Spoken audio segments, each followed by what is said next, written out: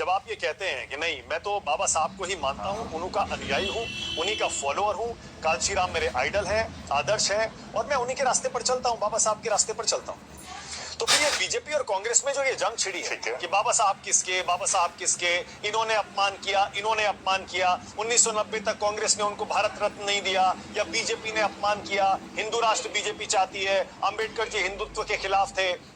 आप क्या मानते हैं, क्या दोनों ने अपमान किया बाबा साहब का? क्या बीजेपी कांग्रेस दोनों ही इस लायक नहीं है चलो बाबा साहब को अपना बता सके? चलो बात कर लेते हैं।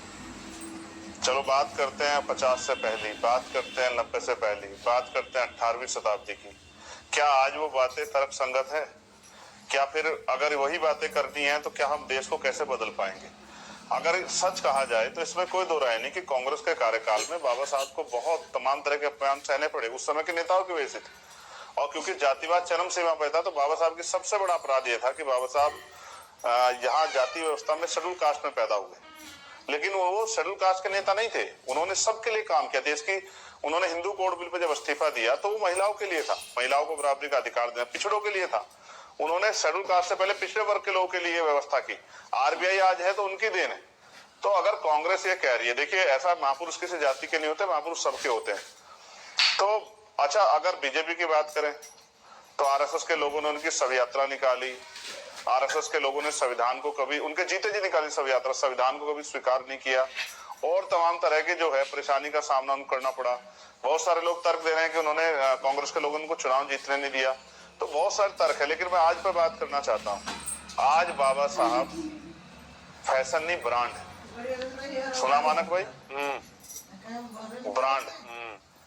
जिनको जाति की वजह से नकारा गया, जिनके रास्ते बंद किए गए, आज उनको माथे पे लगाना पड़ रहा है, आज उनकी जय जयकार करनी पड़ रही है। जिस नारे के नाम पे जब मान्यवर कांची राम साहब ये नारा लेके चले थे, लाठियों से पिटाई होती थी, सामंती झंडा छीन लेते थे, मारपीट करते थे, खाल उतार लेते थे, आज उस नारे को पार्लियामेंट में विपक्ष और सत्ता पक्ष के लोग लगाते हैं तो बड़ा गौरव महसूस होता है। मुझसे आज किसने कहा आप नहीं लगा रहे नारा, तो मैंने कहा जी पड़ोसी साथी लगा रहे हैं जय भीम का नारा। आप तो प्राइम मिनिस्टर भी लगाते हैं, होम मिनिस्टर भी लगाते हैं, हम तो लगाते ही आ रहे हैं। हम तो वो है जिसने पार्लियामेंट में शपथ ली तो जय भीम के नारे से ली।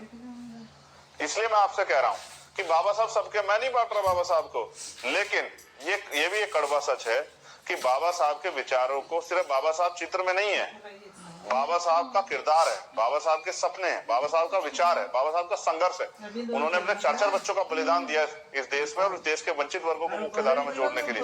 तो बाबा साहब के विचारों पे कौन सा दल चल रहा है? अगर आज कोई उनके विचारों पे काम कर रहा है, वंचित वर्ग के लोग मुख्य धारा में लाने का काम कर रहा है, उनसे सीख ले रहा तो आजाद समाज पार्टी है। बहुत बढ़िया। वरना आजाद समाज पार्टी के अलावा कौन सा उनके विचारों का वो कर रहा है? मैं आपको स्पष्ट रूप से कहूं मानक भाई, जब आप 1 नेशन 1 इलेक्शन का बिल लेके आते, ये भी तो संविधान का अपमान है, ये भी तो बाबा साहब का अपमान है।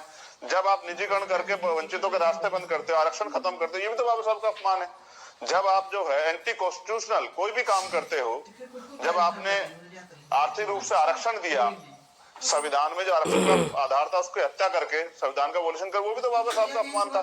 तो बाबा साहब का अपमान जो है ना सिलेक्टिव नहीं होना चाहिए कि किसने मुंह से बोल दिया या किसी तस्वीर गिरा दी। सच ही है कि बाबा साहब के विचारों का सम्मान ही बाबा साहब का सम्मान है और बाबा साहब के विचारों का अपमान ही, संविधान का अपमान ही बाबा साहब का अपमान है। और वो तो हम होने नहीं दे सकते। उसके लिए ना हमें भाजपा की जरूरत ना कांग्रेस की जरूरत है। मैं आपको स्पष्ट रूप से कहूँ, आप जानते हैं, आपने मेरे संघर्ष को देखा है, अगर किसी गांव में कोई बाबा साहब की मूर्ति को छू देता है तो पूरा वंचित वर्ग एकजुट हो जाता है। और परभनी में जो हुआ आपने देखा, और उससे पहले भी, और आपको याद है हमारे यहाँ तो गढ़कोली में बाबा साहब की स्टैचू पे कालस लगा दी गई थी, इतना बड़ा बवाल हुआ था। हम बाबा साहब के अनुयायी हैं, बात नहीं है, वो शायद मोक्ष के द्वार हमारे लिए और कहीं से ना खुले, लेकिन बाबा साहब ने हमें इंसान की जिंदगी दी है। आज अगर मेंबर ऑफ पार्लियामेंट हूँ, या फिर मैं कह रहा हूँ आज महिला डॉक्टर, इंजीनियर, IAS, IPS, वकील, जज बनी है, प्राइम मिनिस्टर, मुख्यमंत्री बनी है, तो बाबा साहब अम्बेडकर के संविधान की देन की वजह से बनी। उसी पे चर्चा हो रही थी 2 दिन पहले, बड़े कसीदे पड़े गए दोनों तरफ से। लेकिन आज क्या हुआ? तो मैं ये कहूंगा कि देखो, किसी भी तरह की हिंसा का मैं समर्थन नहीं करता, क्योंकि मैं वकील भी हूँ। मैं स्पष्ट रूप से कहना चाहता हूँ कि बाबा साहब के विचारों पे चलिए, वही बाबा साहब का सम्मान है। देश देख रहा है, संविधान पार्लियामेंट में सदन नहीं चल रहा है, देश देख रहा है। और ये ताकत देखिए बाबा साहब की, मानक भाई, कि प्राइम मिनिस्टर को 6 ट्वीट करने पड़े और होम मिनिस्टर ने आके अपनी बात रखी कि भाई मेरा ये मकसद नहीं था, मेरा ये मतलब नहीं था, मेरी बात को तोड़ मोड़ के पेश किया, ये रखना पड़ा, ये है बाबा साहब। और आज के समय में किसी की जरूरी, किसी के लिए मजबूरी।